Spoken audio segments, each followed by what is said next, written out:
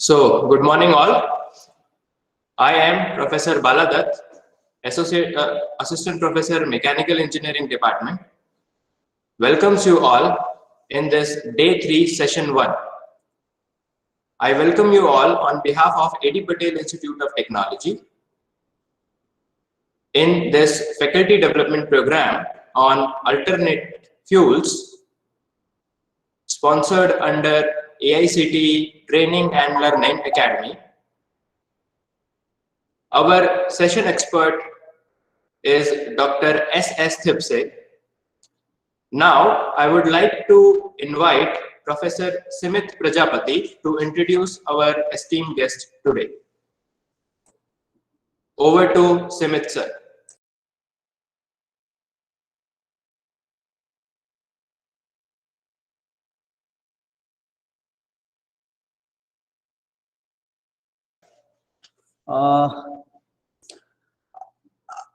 It's my pleasure to introduce today's first session eminent speaker, Dr. S.S. Thipse. He is a head of the department and senior deputy director at the Powertrain Engineering Laboratory at AIRI Pune. Dr. Thipse has done his master's in thermal science from Bradley University, USA, and he has done his PhD from New Jersey Institute of Technology in the field of alternative fuels and combustion. He has research experience of over 22 years in the development of alternative fuels and vehicles. He has been working at AIRI since 2004. He has completed several alternative fuel engines and vehicle projects. He serves as a member in expert committee on alternative fuels of Department of Science and Technology and MNRI. He presents India on the ISO TC 22 and 179, 197 committees on the gaseous fuel standards. He is a chairman of BIS TD 26 National Standards Committee on Gaseous Fuels. He is also a member in several national standard committees. He is governing board members of SAE India Western Section, life member of Combustion Institute and ISTE. He is also a member of Board of Studies in Mechanical Engineering at University of Pune. He has also published 14 books and 6 patents. He has numerous publications in national and international conference and international journals. He has won 4 awards for best technical paper in international conference. So he has very rich experience in the research. So now I would like to invite Dr. Thipse to start his session. Sir, please. Yeah. So first of all, thank you very much for inviting me here. I'll be very delighted to talk to an academic audience. And since I was from the academic background earlier, it's always a pleasure to interact with academia students. Gives us a chance to go away from the industrial routine. And the subject of today's talk is on alternate fuels, which is very close to my heart because I'm working in this area for so many years. I've been working with ARAI in this particular field. And I'll be very happy to share some of my thoughts. So with this, I will start my presentation. This will be an interactive session. So if there are any questions, I don't mind getting interrupted, or we can address them at the end as you deem fit. Okay.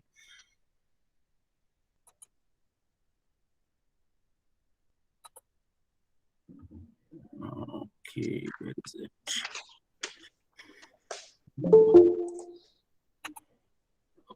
Okay. 1 minute. I'll just see. Okay, so share your entire screen. Yeah, share. 1 minute. Am I getting this presentation here? Are you able to see the screen or 1 minute?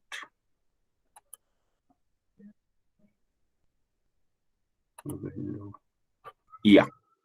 Okay. Yes. Are you able to see the screen? Yes, sir, it is coming. Yeah. Yeah. Okay. So I'll just go in full screen mode.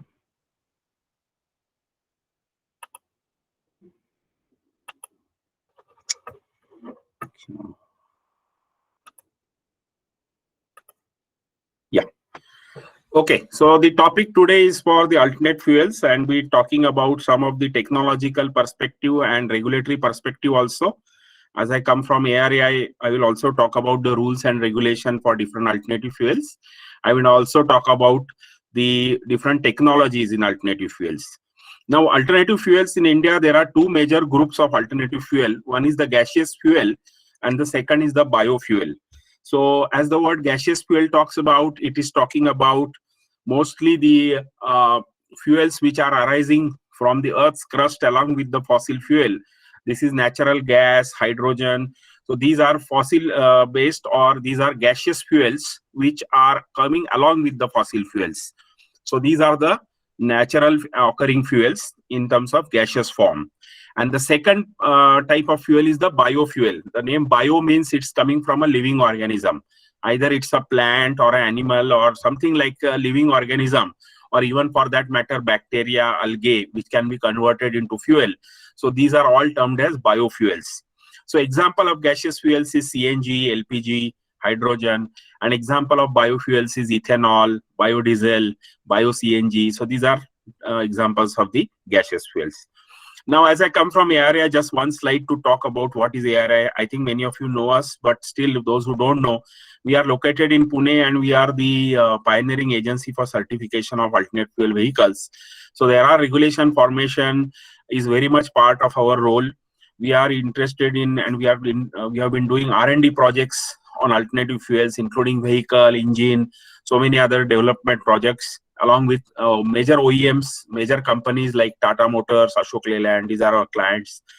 Then we do CMVR certification of genset and vehicles.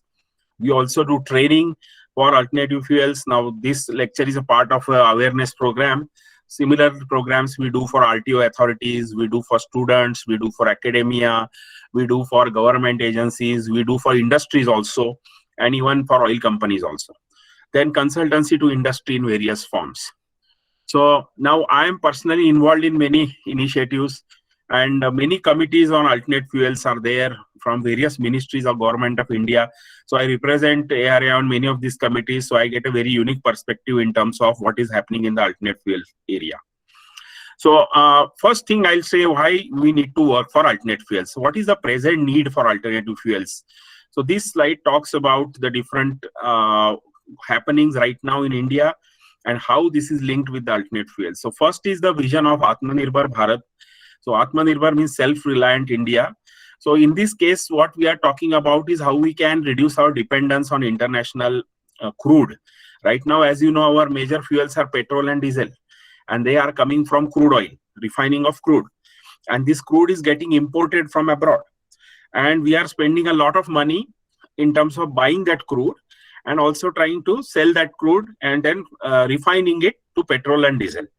And what is happening is the crude oil prices are rising, and that's why the basic petrol and diesel prices are constantly rising. And this is the issue with India, because we cannot depend on the international crude.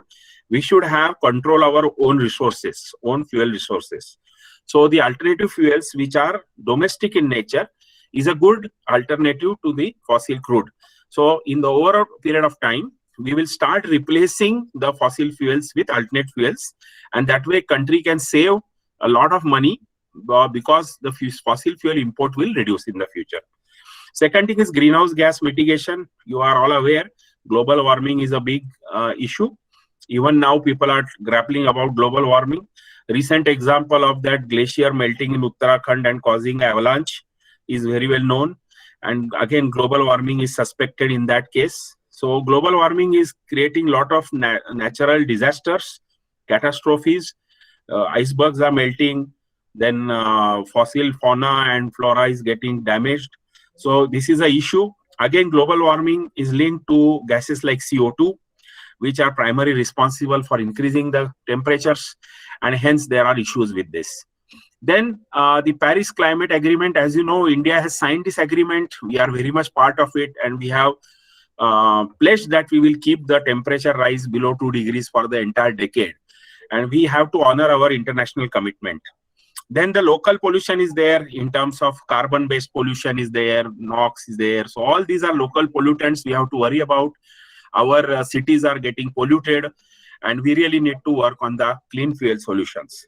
And last but not the least, boost the Indian economy. If we use domestic sources of fuel, it is going to help in terms of helping our Indian economy, and that will help in the long run. Now, if we see, India is a very unique country because it's a country of young people, and young people with rising income, and it is going to drive the vehicle growth. So a country which is definitely a big market for the world, because we have a lot of young people with disposable income. And this is driving the auto industry with an annual growth rate of more than 10% because of the demand for new vehicles. As you know, previously we had only 1 or 2 brands, but now we have so many brands of vehicles, so many models, and constantly new parties are entering India. Why they are entering here? Because this is an unsaturated market. There is ample scope for growth, which is good because the industry is growing. The growth is there. People want to drive good and new vehicles with very superior power characteristics, fuel efficiency. So India is very much on the growth path, and there the vehicle population is going to grow more and more because of the demographic dividend. In the sense, India is a country of young people. So there is always a growth story as far as vehicle is concerned, but that means that we also need to worry about more fuel, because more the vehicles, more the fuel, and this is a growth story. It cannot be stopped. So this is going to happen come what may.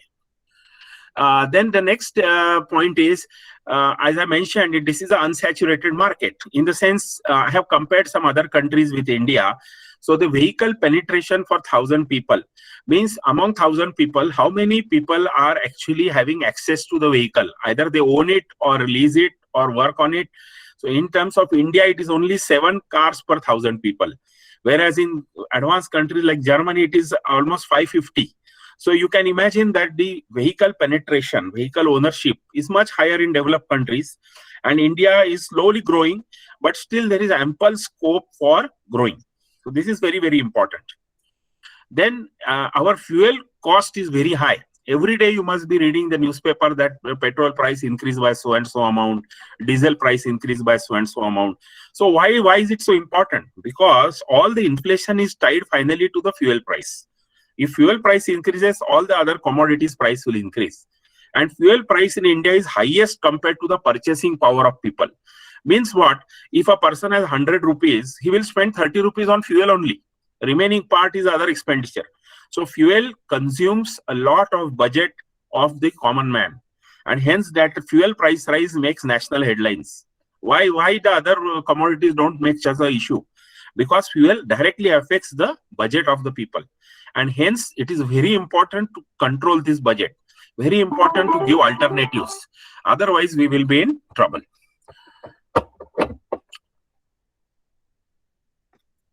Next is, if you see the vehicles in India, the vehicle distribution in India is unique because we have a lot of two-wheelers. So around 77% of our vehicles are two-wheelers. Then we have around 4% three-wheelers. So India is unlike any other developed country which is only relying on cars, buses and other things, trucks. So commercial vehicles, cars and buses, your trucks and buses is hardly 6%. Whereas the car is around 12%, and rest all of it is two-wheeler and three-wheeler. So it's a very skewed market. So alternative fuel solutions in India have to be developed for two-wheeler and three-wheeler. Otherwise, it is not going to cater to the entire market. So only having cars running on alternate fuel is not enough, or buses running on alternate fuel is not enough. Real test of the thing is that you have to have technologies for two-wheelers and three-wheelers. Then that technology is successful in India. And unfortunately, there is no benchmark for us because Europe doesn't have two-wheeler, three-wheeler. So they don't have any standard, they don't have anything. So everything we have designed for the standards, the certification regime, the development is all India unique problems. No international country will guide us in this way. We ourselves have to do the solutions in this area. So that is very unique challenge for India.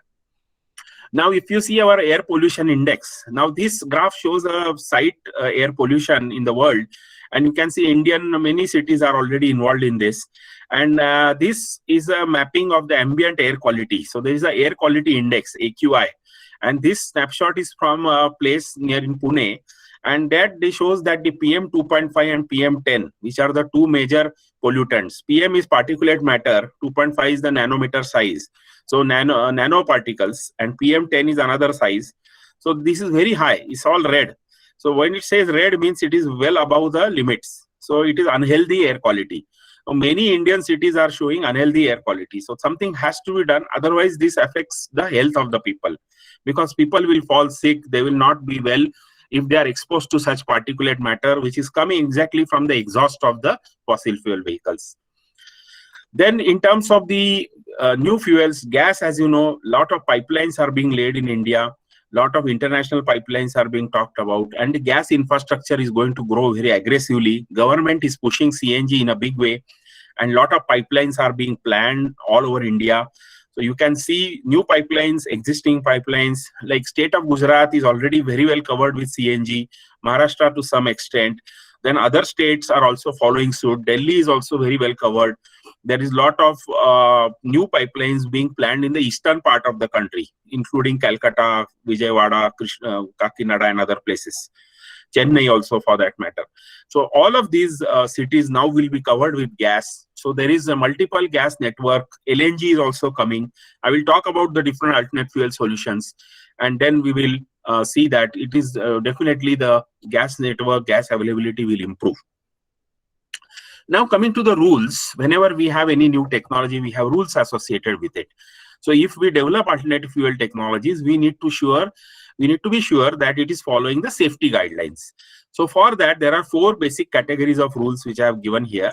One is the vehicle approval. Now vehicle approval means it is when a new vehicle is produced with a new fuel, it has to be certified by agencies like ARAI.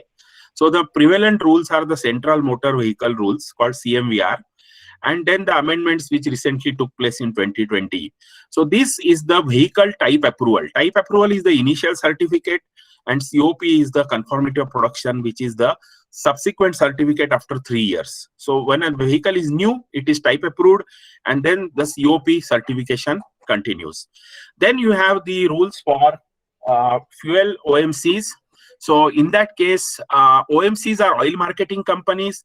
So these are the ones which are responsible for selling the fuel. Now, when they sell the fuel, what I mean by that, which are the major 3 oil marketing companies? You have HPCL, you have BPCL, and you have IOC. So these are authorized by the government to sell the fuel. So these are, again, there are for gas, there are other agencies like GAIL is there, then Indraprastha Gas, Mahanagar Gas, Bhagyanagar Gas, all kinds of gaseous companies are also applied for the sale of gaseous fuels. So these are the oil marketing companies. Then for the dispensing of fuel and stations, there is the PESO rules. So these PESO rules are governed by the petroleum and natural gas rules. And in that there is the fuel station, and there is the cylinder. Now cylinder is under the Explosives Act, gas cylinder rules, and the station comes under the OISD rule. So the container, the dispenser, the vehicle, and the fuel all are governed by different rules by different agencies. Now, what are the new and old alternative fuels available in India? Now, CNG, LPG I have not listed here because they are well-known alternative fuels. But in the recent interim, there have been so many new notifications for alternative fuels. So first one is the bio-CNG or biomethane, which is a fuel which is going to be used for multiple applications, including tractors, especially focused on the rural areas, because it is generated from waste, farm waste, city waste. So it is a methanation, or it is a digestion of the waste. And this process, fermentation process, leads to biogas, and which can be cleaned and upgraded as bio-CNG. So this is a fuel which is permitted for automotive use also. Then lot of talk on ethanol. Now, right now, 10% ethanol is blended with gasoline. Now we are talking on E20. We are trying to go to 20% ethanol. Along with it, there are technologies like flex fuel technology, E85. There is the ED95 technology, which is a additive-based ethanol technology, and a pure ethanol vehicle, E100. All this is also permitted under the rules. Then hydrogen. Hydrogen is the cleanest fuel, as you know, and that fuel is also used for fuel cell. It is also used for engines. This is also allowed in India post BS6. Now, as you know, we are in BS6 emission norms from 1st April 2020. So now we are following the BS6 regime. So we went from BS4 to BS6, we skipped BS5. Then we have LNG. So liquefied natural gas. This is an excellent fuel because it overcomes the drawback of CNG. You take the natural gas, you liquefy it, store it in a cryogenic vessel. Then you have hydrogen CNG, which is a mixture of two fuels together. And this is a blend. Now it is being tried out for CNG. It is cleaner than CNG, and it can be used for various buses and other applications. Now the numbers which I am giving in the bracket, GSR is a gazetted statutory regulation, and the number is unique to every notification. So this notification are available in public domain from the Ministry of Road Transport website if you are interested in finding more about this.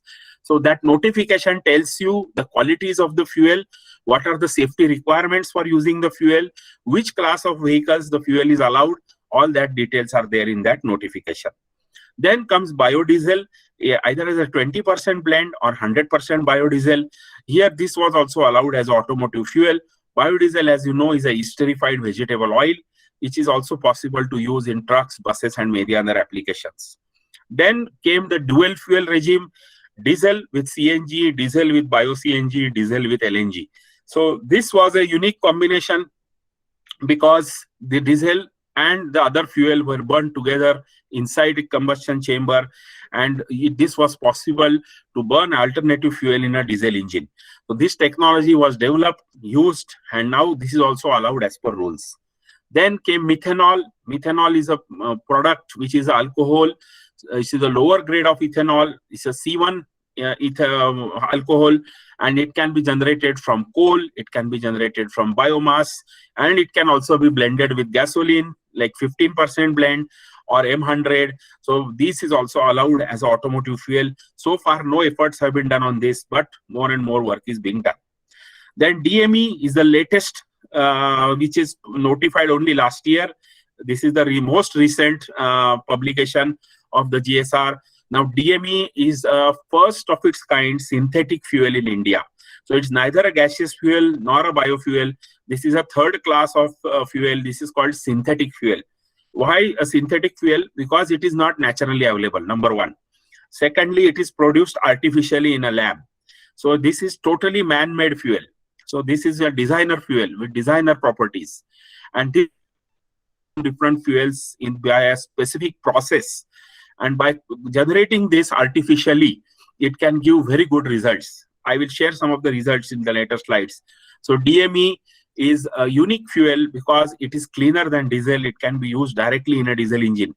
And that is recently notified as the first synthetic fuel in India. So all these new fuels have come into the market in the sense they are notified in the rules. Some of them are already in the market, others are in pipeline. So we will have a bouquet of fuel solutions. So different fuels are being notified by government. Government wants to enable all kinds of fuel technologies. And why we are allowing all the fuels? Because we want to ensure the dependence on the fossil fuel comes down. So whoever wants to go in hydrogen, he can use hydrogen. Whoever wants to work in LNG, he can work in LNG. And the infrastructure for all of this is being developed. And with this, many alternative fuels are now coming into the market. Now, there are different ministries in the government of India which are promoting different fuels. So in this slide, I have kind of summarized which ministry is talking about which fuel. And this is based on the experience, my own experience and interaction with various committees. So if you see, Ministry of Road Transport is very much focusing on ethanol and bio-CNG as a fuel. Then the Heavy Industries Ministry is talking about electric vehicles. The FAME scheme is there. You might be aware of faster adoption of electric vehicles. So that FAME scheme is already on the way. Then Ministry of Petroleum is talking about natural gas, especially LNG is one of the major fuels now being talked by the Ministry of Petroleum. Ministry of New and Renewable Energy is talking about hydrogen, the fuel cell and other such applications. Ministry of Science and Technology was encouraging biodiesel in the interim.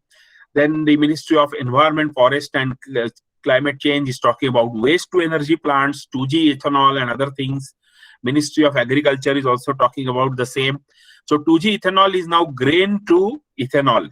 So in India, not only sugar now, grains will also be converted into ethanol. So the decaying grains, surplus grains will be converted to ethanol. Then Niti Aayog is talking about methanol and DME as a fuel. Then Ministry of Railways is talking about dual fuel applications. Ministry of Shipping is talking about LNG. Then Ministry of Civil Aviation is talking about biofuel for aircraft. So all these different ministries are talking about different fuels and trying to promote them in India. If you see the policies, there are two major policies right now in effect. One is the FAME2 scheme, as I mentioned, about electric vehicles, having the charging infrastructure and making sure that there is enough energy for charging. And the second thing is the biofuel policy 2018, which is trying to achieve the 20% blending of ethanol target. So right now we are somewhere near 10%. 10% is allowed, but even that 10% is not fulfilled throughout India. As of now, we have around 7 to 8% blending, but by 2024, we expect that there will be 20% ethanol rolled out in India. A lot of production focus is there. 2G ethanol, 3G ethanol people are talking about, and damaged food grains, as I mentioned, will be used for ethanol production. So with the added ethanol, along with the conventional ethanol from sugarcane, there will be enough ethanol available for blending with the gasoline. So this is the policy which government has brought in, and a lot of work is going on. Right now, there is a lot of focus on ethanol. Many ministries are working on it together with Niti Aayog for generating the ethanol economy. Now, a very important debate is coming, which will affect the alternate fuel. The debate of IC engine versus electric vehicle. So whether the engine will survive or not. So this is a slide which I have taken from different studies. One is a Arthur Little study on battery electric vehicle versus IC engine vehicle. So this is available on the internet. Those of you who are interested, you can go and on the net and find this study. And very interesting, what he has done is the IC engine will survive by adapting, is his philosophy. He says the engine will not die even in the long run, because IC engine is a very robust power plant. Another 100 years, it doesn't have any threat at all.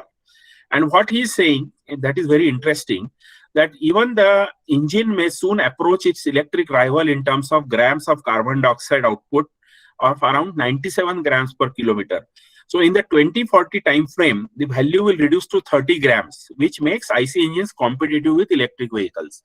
So electric vehicles, they are saying the CO2 is less, obviously. But please remember, if the electricity is generated by a fossil fuel power plant, then in the fossil fuel power plant, there is CO2 generated at site using coal or any other such fuel. So that has to be added into the zero emissions of the electric vehicle. So the IC engine itself, a lot of research is going on to make it more and more fuel efficient. So what we are saying is, even though the electric vehicle starts penetrating the market, IC engine will not disappear overnight. Also, there are many examples of sectors which will still depend on IC engine. For example, marine is there, off-highway is there, tractor is there. So there, the penetration of electric, particularly in rural areas, will be very, very slow. And there will be a lot of time before they really start converting. And heavy-duty automotive also will definitely be in the frame of IC engine, because if you see the heavy-duty buses or trucks, they are still diesel-based, and some of them are gas-based, but they will continue to use the IC engine. So definitely IC engine has a very good potential for the future. Second debate is the electric versus alternate fuels. Now, if you see, I have listed some of the points which compare the alternative fuels with electric. Although electric vehicle technology is good, right now the situation is the batteries are imported, the majority components are getting imported. They are not directly available in India. Even the lithium required for batteries is not available in India. Then in terms of applicability, it is suitable only for lightweight vehicles, particularly two-wheeler, three-wheeler, and to some extent small passenger cars. But if you see the alternate fuel side, most of these sources are domestically available in India. They are suitable right from two-wheeler up to heavy-duty engines. Then availability in India is very much there. Subsidy, right now FAME scheming is giving some subsidy for electric, but for alternate fuels there is practically no subsidy. So all the market forces are driving the alternate fuel program. Then infrastructure wise, alternate fuels partially it's being developed, and electric vehicle practically there is no infrastructure. A lot of investment is still required, and you need to have charger at every nook and corner to ensure the proper flow of electric vehicles. So right now the chargers are being set up, but the pace is very, very slow. Then safety issues are there in both cases. All technology has their safety issues. So alternate fuel just has safety issues are there. Similarly, electric vehicles also have safety issues. Like for example, batteries catching fire, or then the electric vehicle going in a water puddle, or those kind of things. We have to worry about such technologies. Similarly, alternate fuels, there is a leakage problem, there is a fire issue. So all these safety issues are there in all technologies. So it is a what I mean to say here is that every technology has its plus and minus, and both will coexist side by side for the future. Now, in alternate fuels, there are challenges today in terms of infrastructure, technology upgradation. We still use some very old technologies for the low-end vehicles like two-wheeler and three-wheeler. You still have carbureted vehicles, low-cost, low-tech vehicles. You know, they don't want to invest very high. Let's say a cost of a kit comes to around 80,000 to 1 lakh rupees, and the cost of the three-wheeler itself is 1 lakh and 1.5 lakh. So in that case, 1.5 lakh vehicle cannot use a kit of 1 lakh. So it is not practically possible, and they don't have that kind of money also. So they will obviously go for low-tech technologies, and in that case, there are a lot of issues. Then in terms of safety consciousness, people don't follow the rules properly. Enforcement on the field is sometimes an issue. Spurious kits are available. You know, all auto components are sometimes they are spurious in nature in terms of the people on the field. They will sell spurious parts. So this is a problem unique to India, and unsafe retrofitment. So these are some of the issues which are ongoing for all particular technologies. Then as far as the BS6 is concerned, there is an issue on the retrofitment also. So what is retrofitment? Suppose I buy a gasoline vehicle and I want to run it on CNG. The rules say that I can go to a third-party retrofitter and I can convert my gasoline vehicle to CNG and run on it. But what happens, many a times these retrofitment agencies, they don't do a proper job, and they do something which is going to harm the vehicle, and the performance is also poor, and the OEM also stops his warranty. Once you convert the fuel, the OEM says my warranty is null and void, and these all issues are there in the field. And then on conversion, unsafe job may lead to malfunction. It might lead to any kind of accidents. So this is a issue, and hence for BS6 onwards, retrofitment is getting discouraged because we don't want such kind of issues. And now, fortunately, all the auto manufacturers are developing CNG vehicles and introducing CNG vehicles. So it is best to buy a auto manufactured CNG vehicle than buying a gasoline vehicle and then converting it to CNG. It is going to lead to issues. So it's best to buy a OEM vehicle on CNG or any alternate fuel for that matter directly. Now, in terms of policy for the government for gaseous fuel is like this. So LPG was initially looked upon as a vehicular fuel, but now it has been gradually been shifted to domestic cooking and reduction in vehicle application. So LPG is being promoted as a cooking fuel. CNG is being promoted as a fuel for buses, taxis, and autos in cities. Piped natural gas has been promoted as a fuel for power generation and urban cities. Then LNG is promoted as a transportation fuel for highway trucks and long-range bus transport. So this is very unique because if you see the highway trucks, they are essentially diesel-based, and alternate fuel has not penetrated into that. Reason being, if you want to convert the truck to CNG, you will have to carry a lot of cylinders on board, which will eat into the haulage space of that truck. So it is not economically viable. Plus, along the highways, there are no filling stations. So if he runs out of CNG, where he will fill the fuel? So from that angle, as a transportation fuel, it will be very difficult for using CNG for trucks. So LNG has to be used as a transportation fuel for trucks. Okay. Then bio-CNG as a rural fuel with applications for rural transport, tractors, and genset. Now, bio-CNG, as I told you, is the ideal fuel for the rural areas. Why? Because there's a lot of biomass available. You must have heard of farmers in Punjab, they burn their biomass, causing problems in Delhi because of the fumes coming from biomass burning, stubble burning in Punjab. So this is an ideal solution for that. That biomass can be transported by fermentation to bio-CNG, and then you can use it in rural transport, tractors and gensets. And this is a fuel which can be generated at site, used at site. There is no need of transportation. So this is ideal fuel for the rural areas. So we have a 3-stage strategy: CNG in the urban cities, LNG along the highways, and bio-CNG in the rural parts. Then you have hydrogen CNG as a transition fuel for urban transport, then hydrogen as a fuel for fuel cell vehicles. So this is also one of the important policy which government is working on. Now biofuel. Now biofuel, there is two streams of conflicting interests. One is the ethanol blending, second is the methanol blending. So in this, as per the current rules, up to 10% blending is allowed.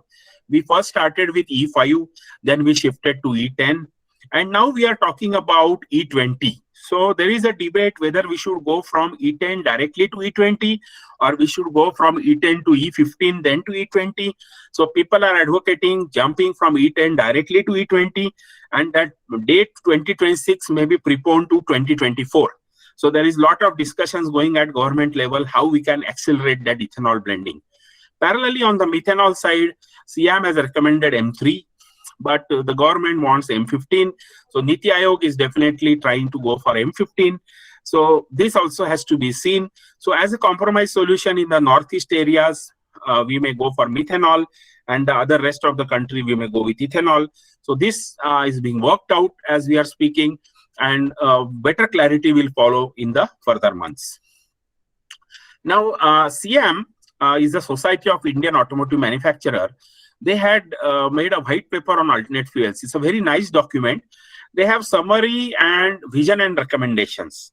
So what they have done is, in this, they have made a snapshot of all different alternate fuels, and they have categorized them in terms of different segments.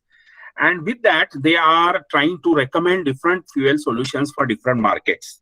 And this is very nicely summarized in this document. And this is available, I believe, with SIAM. I have a copy of this. I can share this if anybody is interested in this. And they are giving a full-fledged vision on how the alternate fuel market should be. So what they have done is category-wise, two-wheeler, three-wheeler, four-wheeler trucks, and the different fuel technologies. They have given some kind of a assessment matrix, which technology is feasible for which sector, whether it's available or not, or it is outrightly ruled out for that sector. For example, biodiesel. Nobody interested to use biodiesel in a two-wheeler. So they have marked an X on this biodiesel thing. So similarly, they have done this analysis for different sectors, and they have given a recommendation kind of thing for the government. So this is very nice study which is available in India. Now, many new applications have opened up for alternative fuels. In terms of conventionally, fuels were used for only automotive, but now many other sectors are also using alternate fuels. Railways, for example, is using alternative fuels. The genset, that is power generation industry, is using alternate fuels. Aviation is going on biofuels, so that is a new area. Even the marine boats or trawlers or fleets of luxury vessels, they are trying to go on the biofuels. Tractors are being developed on CNG, tractors are being developed on ethanol. Then excavators off-highway vehicles are also getting developed. Recently, one excavator on a dual fuel was inaugurated by the government. So these are very unique initiatives, and these will give new markets for alternate fuels. Along with that, there are newer techniques coming for generating alternate fuels.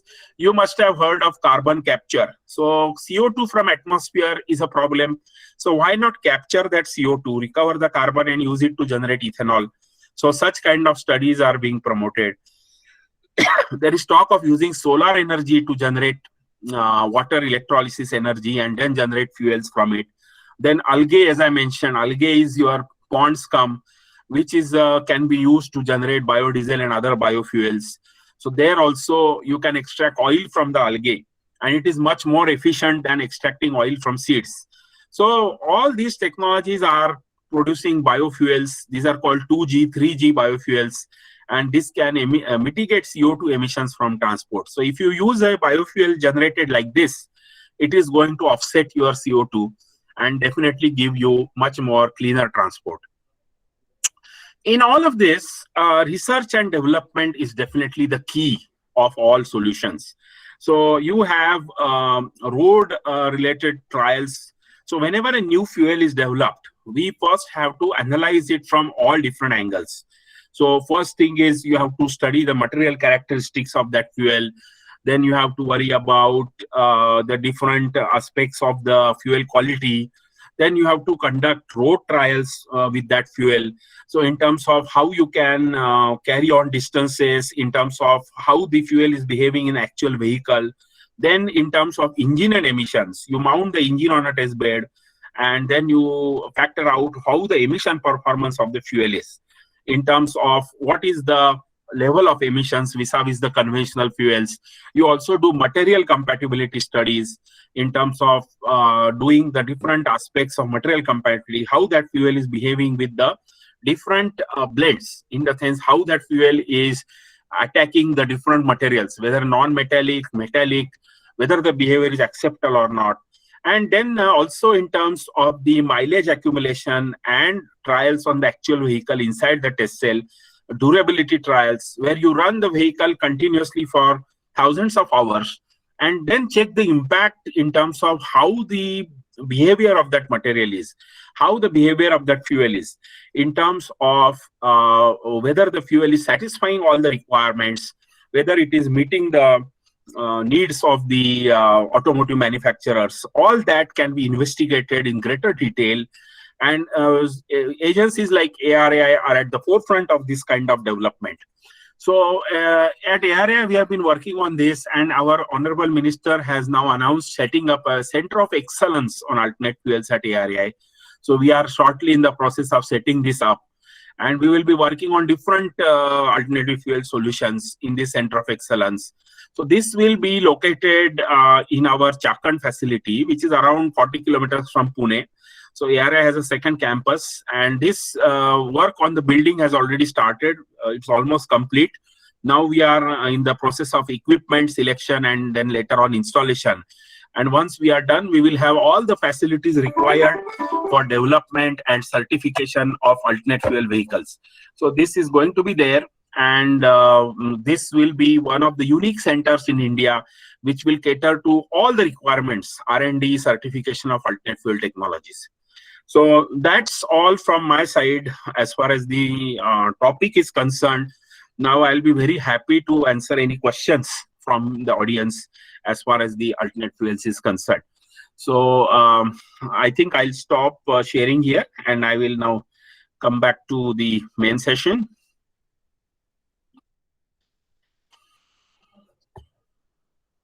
So I open the floor for questions. So I'll be very happy to answer any questions here.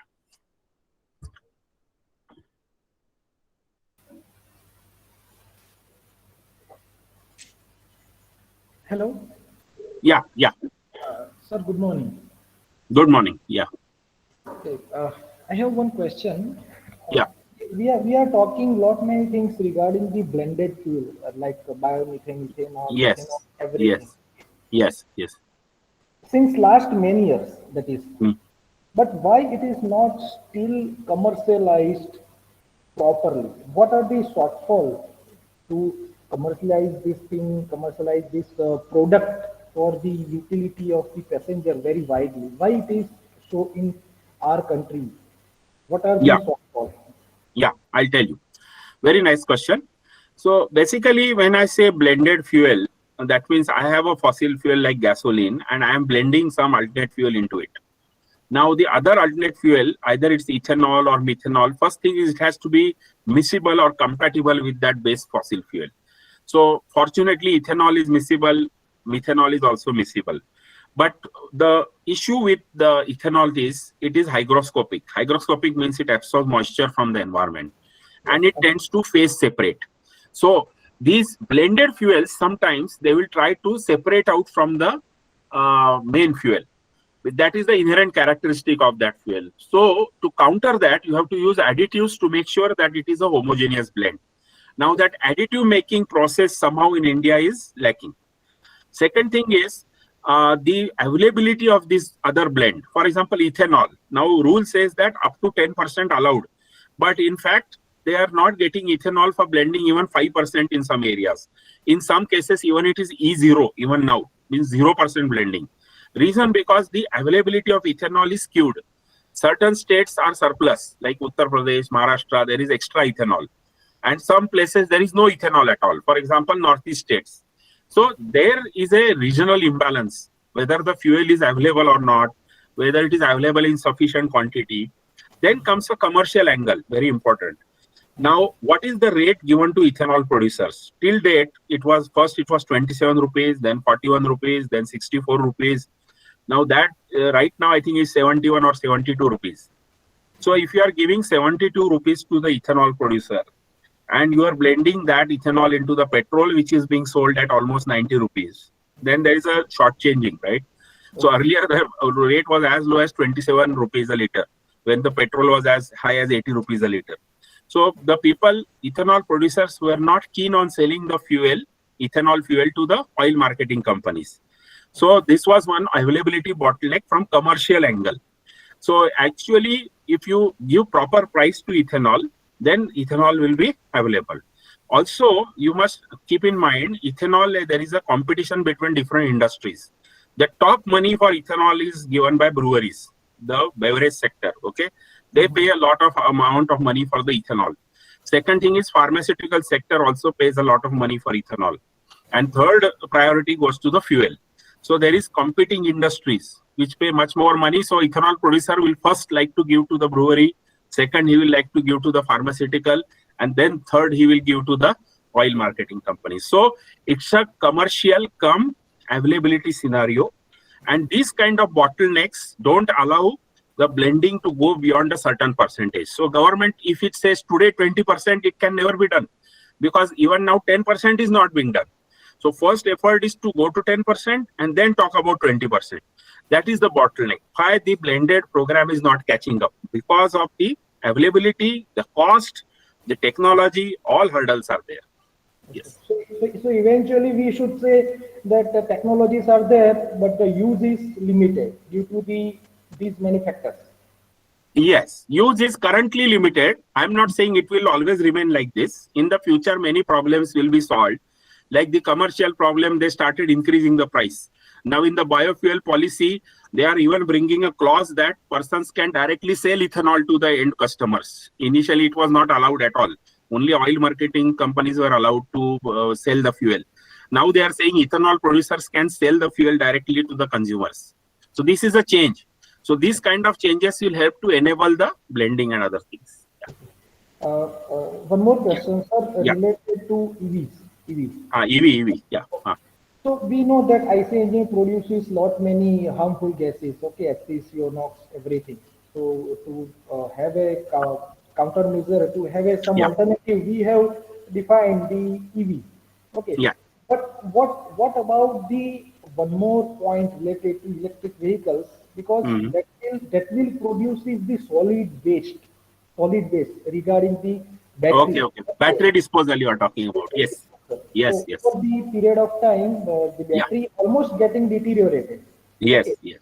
So what will be, the perspective for the regeneration or maybe the reusable of the battery, which will be in the time when it comes for the deterioration? Yes, very good question. So there is talk on this. What about after battery life? Because typical battery life is 3 to 5 years. So after 3 to 5 years, you have to keep replacing it. There are 2-3 options being discussed. One, there is a technology in which you can extract the lithium from the battery which is gone out of service. So that lithium can be recycled. Okay. Second point is, there is discussion that the used automotive electric batteries can be used in solar systems. So what happens in solar system is there is the requirement of energy backup. In the sense, the solar energy is trapped in the backup, and that backup is typically batteries only again. So used batteries can be used for that kind of reservoir charging, what they call it. So that is another technology being discussed. And third and most important part is is it possible to what you call have a complete demanufacturing of the batteries, completely dispose them off into the recycling components, and then try to use again in different applications. So that also is under discussion. So far, there is no headway on this battery recycling, because if you see, automotive recycling itself is a field which is being discussed in India for so many years, but practically there is no progress. Fortunately, in India, we have a very nice disposal system, जो हम regional language में भंगार वाला बोलते हैं. So दो भंगार जो होता है वो सिस्टम इंडिया में बहुत अच्छा डेवलप्ड है. So we already have a culture of recycling. So all the automotive parts, if you see, tires, everything is recycled. So similarly, batteries also, a recycling infrastructure can be done. Of course, it won't be as crude as the traditional infrastructure, because it will require specialized services, for example, to extract the lithium and all. But efforts are on to develop this kind of vehicle demanufacturing facilities. We call it vehicle demanufacturing. So that aspect is very much in discussion in Government of India. Some model centers are being planned for this. And as the population of electric vehicle grows, then the need for this will be felt more and more. So right now they are only few in number. But in the long run, government definitely plans to have facilities for the disposable of batteries and how to extract the and recycling of them. So that is very much on the cards. So totally recycling is possible. Yes, yes. More or less, the if you see the EV, the remaining body is just like IC engine EV, because the body, it is made of metallic, some amount of plastic, some amount of this. I won't say plastic parts are directly easy to recycle, but the metallic parts definitely yes. Then the other parts in terms of the different aspects are quite possible to be recycled. Battery itself also can be recycled. There are studies which are going on. And the metallic part, again, as I said, lithium and all, can definitely be extracted from batteries. So it doesn't go waste. Yes. Yeah. Thank you very much. Yeah, good morning, sir. Yeah, good morning. I am from the two-wheeler industry. Okay, I got a question Yes, sir. related to the ethanol as well as methanol. Yes, Right. yes. So we were talking about ethanol for quite a long time, and now the focus is basically shifted to E15 and E20, basically for Yeah, the E20, used vehicles yes. also, Yes, and for the vehicles which are currently being produced. Right? yes, yes, And this Niti Aayog is basically pushing for methanol, yes. and You're right. You're to right. the extent of M15. Yes, yes, And we have got a reference fuel with base as E5. yes, Right. yes. Absolutely right. So, as a OE manufacturer, while we prepare the vehicle and see the regulation compliance, basically from the emission point of view, and of course, fuel efficiency, we'll talk later.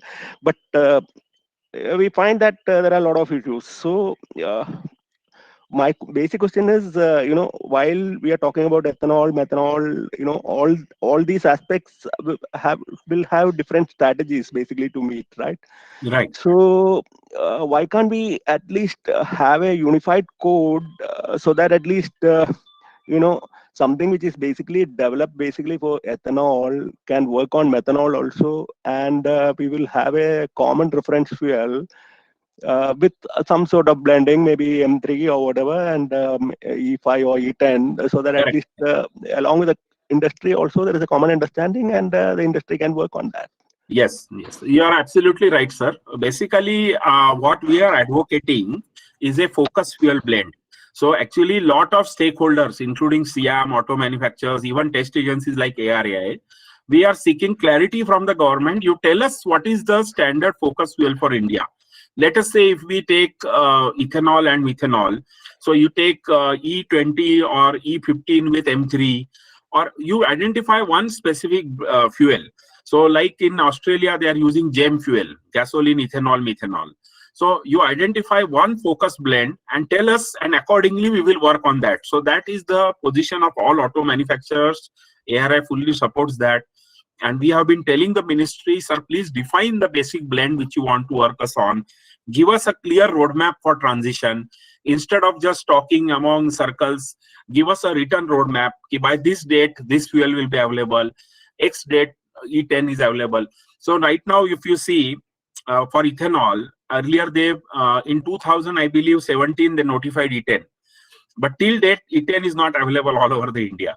So what auto manufacturers are saying, we are already tuned our vehicle for that, and we are not able to get full benefit of that because E10 is not available now. And as you rightly said, the tuning was done on E5, so that the vehicle will be also running on E10 and E0 also, because the vehicle has to run in all parts of India, and in all parts of India, E0 might be there, E10 might be there, E5 might be there. So that is the practical difficulty right now. So it is very difficult for tuning the vehicle. And as we are talking E20, M3, M15, we need to have clarity in terms of fuel availability. So fortunately, all the ministries have got together now. There is an empaneled committee under Niti Aayog. One additional secretary is there, Mr. Sarwal. So hopefully now the ministries will get together.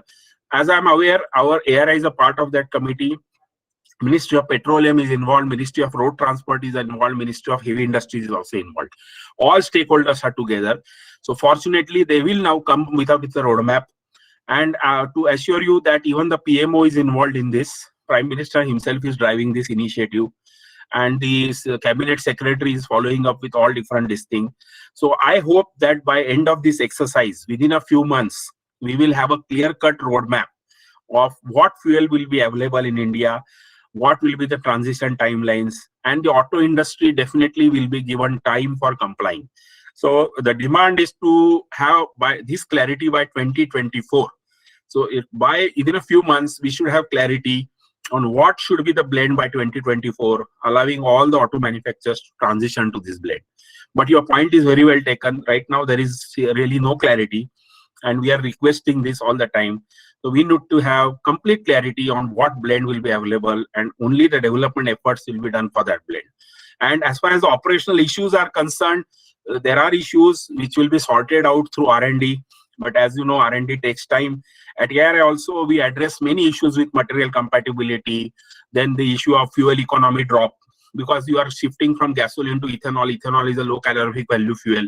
So when you substitute some gasoline with ethanol, the drivability gets affected, the fuel consumption gets affected. All these issues are being addressed through R&D continuously. We are trying to see how we can overcome this thing. And also in terms of the additive development, all the hand-holding, all the research efforts, we are recommended certain materials, what materials should be changed in the vehicle. And another point was, which you have raised, older vehicles will not be expected to run on E20 or any higher blend. So we will continue the protection grade of E10. So there will be two fuels. E10 will also be continued, and E20 also will be there for new vehicles. So new vehicles will be compatible to higher blends. Older vehicles will continue to use E10. So that will continue for another 10-15 years till they are phased out. As you know, now the end of life of vehicle norm has come. So 15 years is the life which is given for almost all the vehicles. So that also we have to keep in mind. So accordingly, the strategy is being developed. Hopefully within a few months, we'll have more clarity on this. Thank you so much, sir. And I hope that only you can drive this, because you are a member ARI is for involved almost into all this. committees, right? Yes. Yeah. ARI is involved into this. Our director is also there. And we are, I am always hopeful that we should get clarity on this aspect from all different stakeholders. Yes. Thank you. Sir, Yagnesh here. From Yes, the yes. participants having the one question, Yes. why is Jatropha blending not possible in diesel engine? Okay. See, this biodiesel program was started to 2005 onwards. Why the biodiesel did not succeed in India, I will explain. First thing is, the first issue was not using food stocks for generating fuel. In the sense, India took a decision, we will not use edible oils to generate fuel, number one. So peanut oil or any oil which is edible, which is consumed by people, cannot be used to generate fuel, is the principal decision taken by Government of India. So then what was the next feedstock available? These two plants, Jatropha and Karanjia, out of which Karanjia is native to India. and Jatrofa is an imported plant. It is not native to India. So some people had concerns regarding the biodiversity issue. Now, why this Jatrofa and Karanjia? Because these plants produce seeds in 3 years. So if I plant it today, I will get seeds in 3 years. I can extract that oil and I can generate biodiesel. And that biodiesel can be used in vehicles. So the major issue out of this is the taking out the seeds is fine, extracting the oil is fine. But how to generate it to biodiesel, that technology was not available to farmers. With the result, what happened? The farmers were left with seeds. They have extracted the oil. They don't know what to do with the oil. The oil, in other words, the oil itself is viscous. So you cannot directly use the oil in the engine. So you have to trans-estrify it to make biodiesel. Now, unfortunately, the hand-holding between the trans-estrification and the fuel was not done, with the result that the biodiesel which was produced in pockets in the country was not of a good quality.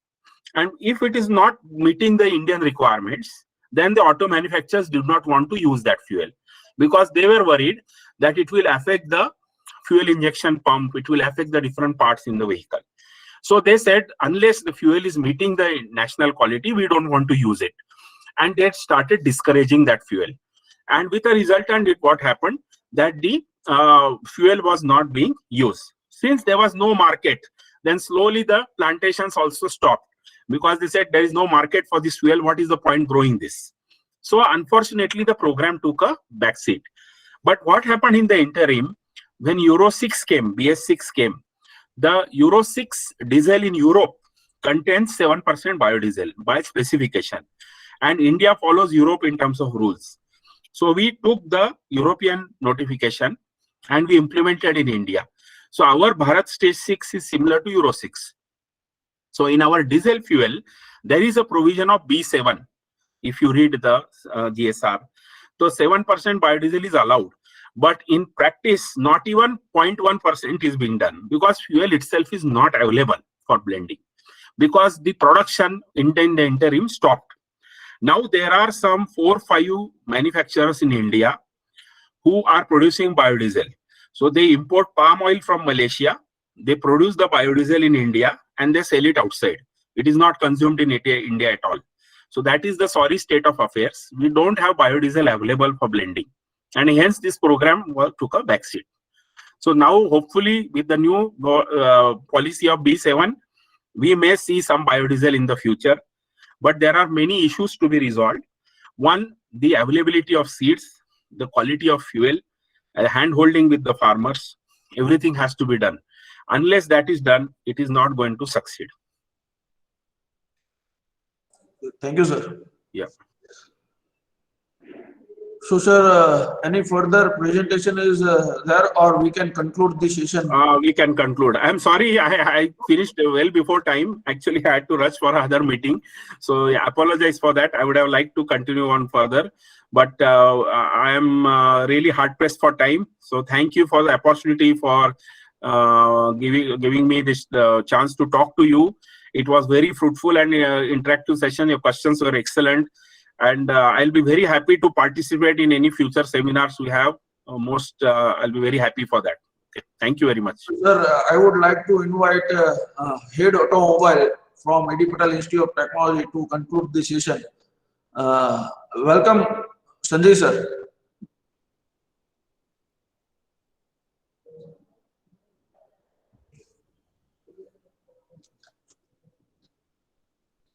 Sanjay sir. Yes. Yeah, thank you, Yagnesh. Thanks a lot. I would like to thank Dr. Thipse for giving so informative lecture. And sir, I will take only 2 minutes in spite of your busy schedule. I must highlight few things before I thank on behalf of us. That first thing is we approached Dr. Thipse before 1 month and he accepted the invitation without any hesitation, or he accepted immediately.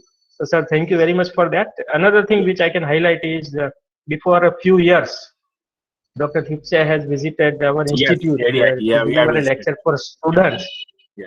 Yeah, so he has delivered a nice lecture to the mass of almost more than 500 students in our auditorium.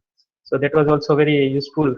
Sir, we refer your book of alternate fuels in teaching you. process also. That is very informative. And if you are a man of, I mean, if the audience is a man of alternate fuels, we would like to hear you again and again, sir. That is what Yeah. our feeling is. I will Because, definitely be there. I'll definitely be there. You please let me know. I will come anytime. So when, Yeah. so whenever we get the chance, we would like to hear you Sure. every time. So Sure. with this, on behalf of Automobile Mechanical, Eddie Patel Institute of Technology and CVM University, I would like to thank Dr. Thipse for giving so informative lecture. And sir, thank you very much on behalf Thank of all you. the participants and everybody. Thank you all. Thank you. Thank you, Thank sir. you very much for this chance. Thank you. Thank you, I sir. sign off. Thank you. Thank you, sir.